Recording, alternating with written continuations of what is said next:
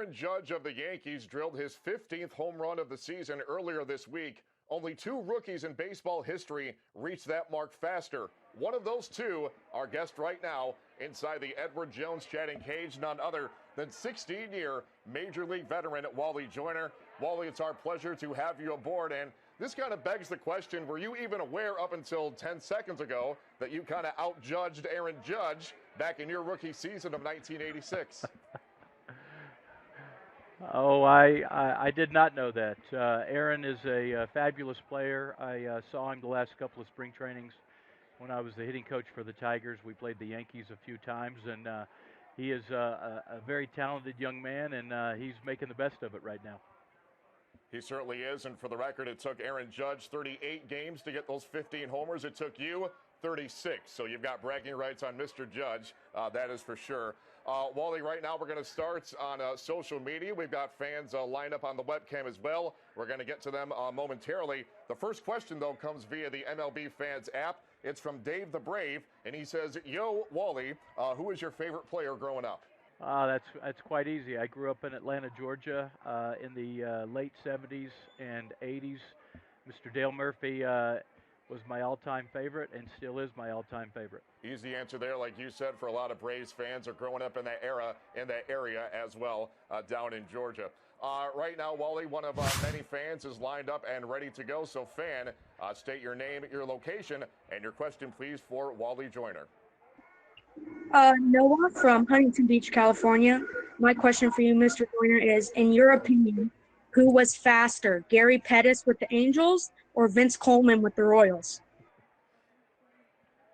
Who was faster? That's like saying if you like vanilla ice cream or chocolate ice cream, right? Noah, I would say that Vince Coleman probably had a little advantage on Gary Pettis, but I was very happy to have Gary Pettis playing center field for the teams that I played for with the Angels. He ran down everything. He was a wonderful player, and now he's bringing in some players, being the third base coach for the Houston Astros. So he's still in the game, a wonderful, wonderful guy, and a good friend of mine. As they say, speed is the one thing you cannot teach. You've either got it or you don't, and those two players had it in abundance, that is for sure.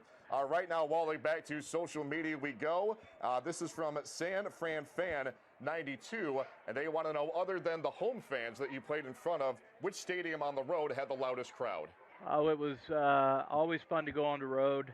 When I was with the Angels and the Royals going into Yankee Stadium, that was always a treat. The Yankee fans loved their Yankees, and they gave us a hard time. The Boston Red Sox, right up the road from Yankee Stadium, they were a great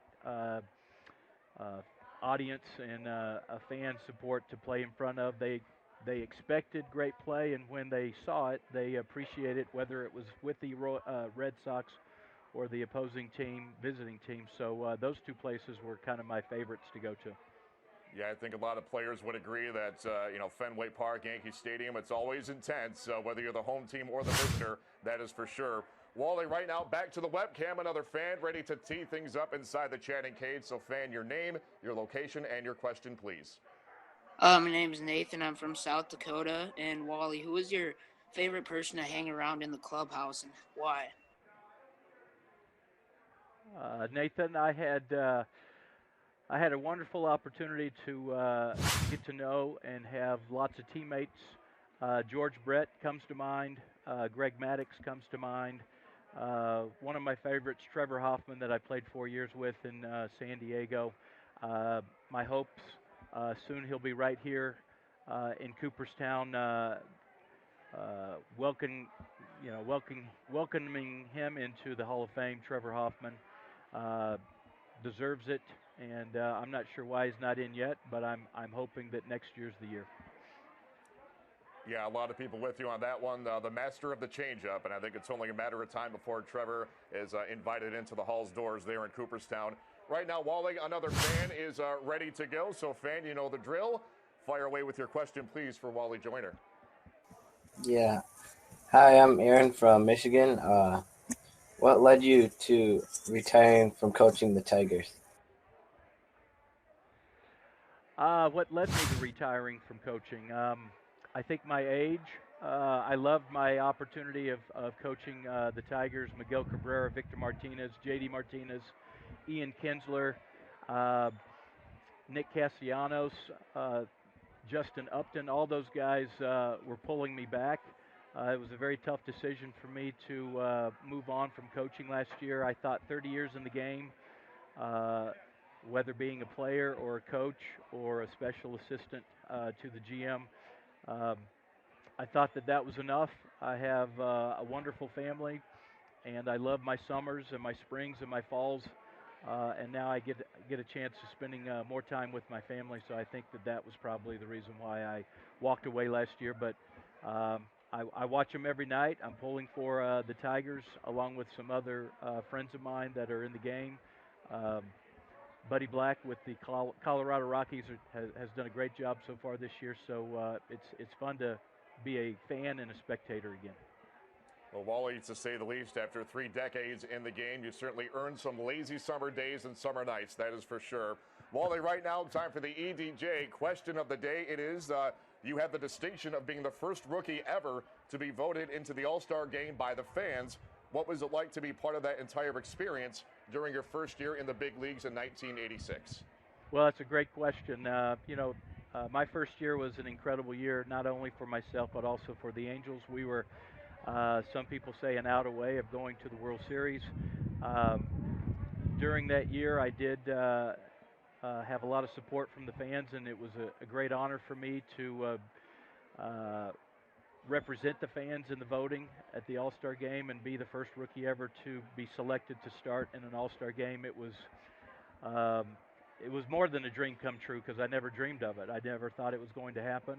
And to be in that dugout and in that locker room with the best of the best that year was absolutely a thrill for me, and I'll never forget it. Yeah, 1986, a season for the ages for you and for the Angels franchise, of course, as well. And Wally, right now we go back to the webcam. Another fan is ready to go right here. So, fan, please, your name, where you're from, and your question. Hi, I'm Emily from New York. How cool was it to perform as an actor in the few movies that you were part of? Well, I'm sure that most of my acting was edited and left on the editing room floor. I was able to have a part in Little Big League, which was a lot of fun. Major League Baseball Network has been showing that throughout the last few years, and so with the technology now, with cell phones and with texting, I'd get a text from people throughout the country saying, "Hey, I saw you last night on Little Big Leagues," and then I would get some ribbing from my friends of how poorly that acting job was. So, to be able to go in that line of work was a lot of fun. It was fun to see what was behind the cameras and meet some of the great actors that are continuing to act. So it was a pleasure for me, something that I really enjoyed.